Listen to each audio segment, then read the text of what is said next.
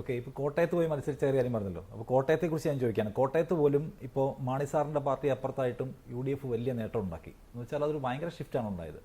So Mani സാറിൻ്റെ party എന്ന് വെച്ചാൽ മകൻ്റെ ജോസ് കെ മാണിയുടെ പാർട്ടി ഇല്ലെങ്കിലും ഞങ്ങൾ കേരളം പിടിക്കും എന്ന കോൺഫിഡൻസ് ആയോ നിങ്ങൾക്ക്?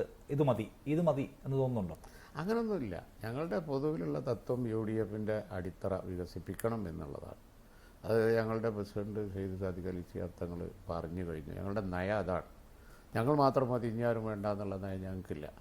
കാരണം ബാക്കി ജനവിഭാഗങ്ങളെ മുഴുവൻ UDF ഉൾക്കൊള്ളണം. കോൺഗ്രസും ലീഗും കൂടിയ UDF ആയി, അല്ലെങ്കിൽ കോൺഗ്രസും ലീഗും ഏതാനും പാർട്ടികളും കൂടിയ UDF ആയി എന്ന ചിന്ത ഞങ്ങൾക്കില്ല. കേരളത്തിലെ എല്ലാ ജനവിഭാഗങ്ങൾക്കും പ്രാതിനിധ്യമുള്ള,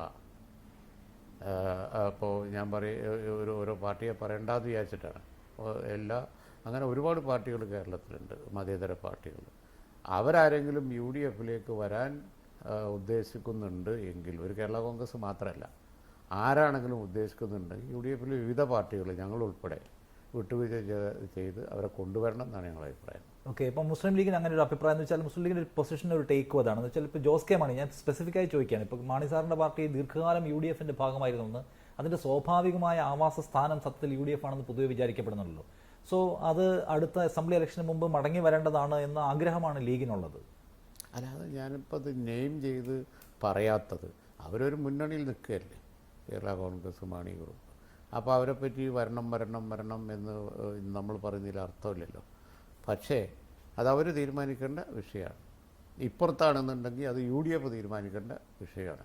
പക്ഷേ മുന്നണിയിലേക്ക് ഏതെങ്കിലും മതേതര പാർട്ടി കടന്നു വരാൻ ആഗ്രഹിക്കുന്നുണ്ടെങ്കിൽ അവർ വെൽക്കം ചെയ്യണം, അത് വിട്ടുവീഴ്ച ചെയ്ത് കൊണ്ടുവരണം. അതിൽ കേരള കോൺഗ്രസ് പിന്നെ മാണി ഗ്രൂപ്പും പെടും, അതിൽ സംശയമൊന്നുമില്ല. പക്ഷേ മാണി ഗ്രൂപ്പ് വരുമ്പോഴുള്ള ഒരുപാട് പ്രശ്നങ്ങളുണ്ട്. PJ ജോസഫിൻ്റെ പാർട്ടിയുണ്ട്, അതുപോലെ തന്നെ കോൺഗ്രസിൻ്റെ അഭിപ്രായമുണ്ട്, വിവിധ കക്ഷികളുടെ അഭിപ്രായമുണ്ട്.